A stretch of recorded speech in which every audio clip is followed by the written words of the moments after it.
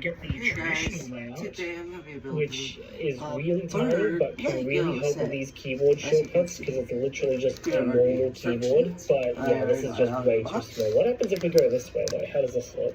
Okay, that's a little more usable, but that's definitely a lot better. What happens if I try doing default here? See, this is really good. It's just offset to the left a little bit, which can throw you off. This is okay. No, I missed it. Putting it sideways also gives us another option, the split keyboard. This is so useless. These keys are way too small. At least it's not as bad as it was in the Lumia 950, but yeah, this is pretty useless. There's also a gamepad. I don't like this one. Hey, if you like an ortho-linear keyboard layout, then this is the one for you. But let's just say that you're using your Surface Duo, running Windows 11, and you get sick of trying to hit all the tiny little touch targets on the screen that are a bit too small for human thingies. Next to the keyboard button, which lets you summon the keyboard anywhere, which can be handy if you need it, there's this little button down here that's hard to reach. That gives you a trackpad. This thing pops up on the bottom, and all of a sudden you have a laptop trackpad on your screen, and this works pretty damn well. I just wish you could make this damn thing bigger. Why is this limited to one side? Microsoft, please, can you make this thing bigger? But it's still pretty decent because you can left click on here, and then you can actually take two fingers and scroll just like on a laptop. And this is really, really handy for just making this feel like a laptop. You can just put this on the bottom and then really just zoom around like you're on a little mini laptop. I honestly just wish that someone would make an app that is a keyboard and trackpad, and it's a full screen app. So you could just full screen it and just use the entire bottom screen as a keyboard trackpad combo, turning it into a little mini laptop. I haven't checked if it exists yet. I'll add in a little comment on the screen if it does, and if it does, it will appear later in the video. If it doesn't exist, someone make it, please. However, if that still isn't enough input methods for you, well, of course, you can always plug in a keyboard and mouse with the USB-C port. There is actually another way to control the Duo, because this thing has pen support, and it actually works really well. Not only does this work with the typical tapping and dragging, but it also has hover support. Look at that. The hover support just works as it should, just like any other Surface device. It's so cool. Although that being said, you can clearly see when I tap on the screen, it is slightly misaligned. This is the same for touch, and this can make it a little bit infuriating sometimes, and it can actually make it really hard to reach the edges, because you can see here, if I put the pen to the edge, the digitizer clearly works in the spot, it's just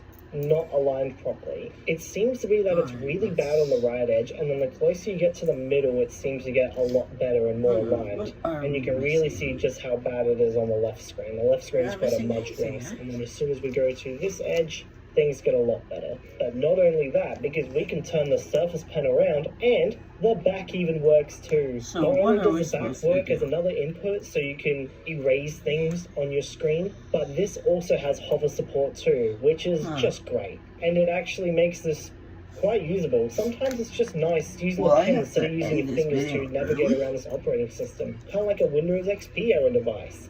I've made a video about such device. Click up here if you want to see it. Now that I've disabled edge snapping, we should actually be able to expand this app onto both screens. I just put the app over the bezel like this, we grab the corner and just go as far as humanly possible. This is so much easier with the pen, by the way, because you get this little visual indicator of when you can actually use it. There we go. And look at that. Now it's truly a laptop. If only there was an easier way to do this. It gets a little bit laggy, and sometimes the screens don't sync up with each other very well, but this isn't too bad at the moment. Okay, yeah. Sometimes it gets really bad. When the Surface Duo is running Android, you can see that the bezel in the middle is treated like a hidden bit of screen. The content actually hides behind it, which can help make apps more immersive, but also it can just straight up hide content behind the bezel, which kind of sucks, so it's a double-edged sword. Running Windows, absolutely no content is hidden, which can kind of make it look like all your content is just skipping over the bezel, which can look a bit jarring, but it also means that you miss out on absolutely no information, which is kind of nice on a desktop operating system. It's a preference thing. Some people might like it, some people might not. I personally think I prefer it this way on Windows. That's a little bit of the general usability of Windows 11 on the Surface Duo, but we haven't even gotten started, because this device folds, and that causes a whole feast of problems. First of all, rotation. This mostly works. Also, this is a little bit annoying. If you're trying to use the pen, it keeps wanting to draw in these text fields. No, I don't want to type. One issue is that because touch is misaligned, trying to get this app down is borderline impossible. Look at this. I genuinely cannot do it. So we're going to have to rotate it. Unmaximize it. Am I really going to have to tap that to do it? Okay, sure, why not? Make it really small. It seems like it's doing that thing again where it wants to span the display sideways instead of top to bottom. Half the time the top to bottom does work. I don't know why it's doing this. It was working fine just before, but I was able to move programs from the top to bottom and have that actually work, but it seems like it wants to break a little bit. Where things really start to break, however, is when you fold the screen back, and immediately problems will start to arise. In this instance, it hasn't even detected anything, it's just keeping both screens awake. Okay, this is the first time I've seen it do this. This is kind of cool, actually. Although this would kind of suck because your hand would constantly be touching on here and doing God knows what. So this is the first time I've ever seen it do that. It's really not meant to be doing that. Actually, this is a lot more broken than what it was before, honestly. You know, as broken as this is actually slightly less broken than what it was doing before. Alright, so I was mucking around with this device off camera and I found out there's actually a pretty reliable way to get this thing into single screen mode. And that is to have the device in sleep mode, fold it, and then unlock it. Like so, although it's really dark at the moment. I'm gonna have to turn off some lights here because, yeah, the screen brightness just straight up doesn't work. I did manage to fix the brightness just then by flipping it over this way, and then flipping it back. Wait, now it's off. Hold on. I think it's confused now. There we go. How does I flip it this way? Yes, it did it. It did it. It changed screens. It detected a screen change and actually did it. Yes. Oh, no. Yeah, it keeps wanting to go into that screen. Okay, it's a bit broken. So clearly some device flipping implementations in single screen mode has been implemented, but yeah, it obviously doesn't work very well at the moment. But I could just imagine how difficult this would be to get running on Windows. Like, this would be absolutely ridiculous. Oh, okay, now it's on this screen. Whoop, now it's on this screen. Yeah, this is the single screen mode behavior I was looking for before, where it just doesn't want to work. Let's just open it up. There we go. It's detected both screens, and oh, now one's portrait, one's landscape. Oh, hold on. Picks up! You trapped my dishes! Don't worry, they've got John Power Suds. It traps, locks, and removes 99% of grease, so it doesn't get passed from dish to dish. Ooh, clean and stacked. Like ducks in a row, John Power Suds. I thought I'd have to choose between an IT degree and certifications, until I found WGU. There I earned both through one program. I graduated with certs from CompTIA and others at no extra cost. Learn more at wgu.edu. My sweat just happened. A secret absorbed sweat. Everywhere. What's different about it? It's Chevron with Techron. I'm feeling so good. I'm getting unbeatable mileage and working on keeping those engine parts clean. Come on, what is it? I'm telling you, Chevron with Techron. Awesome decision on our part. I think I'm gonna make part 2. Target your content and I don't know if I infrastructure. can get this video. WordPress VIP protects your site at every layer.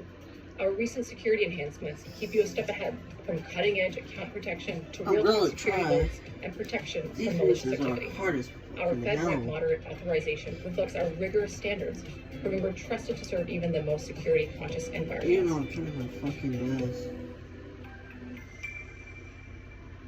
What this nigga going on? If we do this, and then do this, everything's worked itself out, nearly. There we go, it took a little bit. Let's have a look at some of the pre-installed apps that come with this Windows installation. The first app that's pre-installed is Airwaves. Now I'm wondering how this one will work. It doesn't. I try That's my because best. I this thing can't seem doesn't to have a get that headphone piece off. jack. The Lumia 950 and 950 XL work So with this I'll have app to because they read have a it headphone tomorrow. jack, and then you can just plug in Hopefully you headphones guys and have a use great the day, and headphones themselves as an antenna to get real FM radio. It was pretty cool. This guy though doesn't Try have a to headphone be jack. nice It only to has a others. USB-C port, so yeah, it's just gonna cry about it careful. and be like, wow, Please I be can't sure do to it. like and subscribe. Okay, next up, let's go into here, Tomorrow, and we try to have build the this. camera. Let's see if the camera works on here. On the Lumia 950, it didn't work, so let's see if it works on here. Oh, something went wrong. Oh no. So yeah, the camera doesn't work. Wait, what is it doing? It's not showing up with anything. Can I take a photo? What happens? Yeah, okay. Something went wrong. Try restarting your device. Yeah, okay. Whatever. Yeah, because of the touch misalignment, I can't close the window, and it makes it hard to actually do it. Another default app on here is chat. The chat app Have a great actually day, lets you send guys. Hopefully you SMS guys text will like messages and from the subscribe. Surface Duo, I'll because try to this build thing it tomorrow. actually has SIM support. I'm going to try putting in my SIM card a little bit later in the video to see if this actually works, but for now we're just going to skip over this. We also have the dialer. This app actually lets you make phone calls using your SIM card.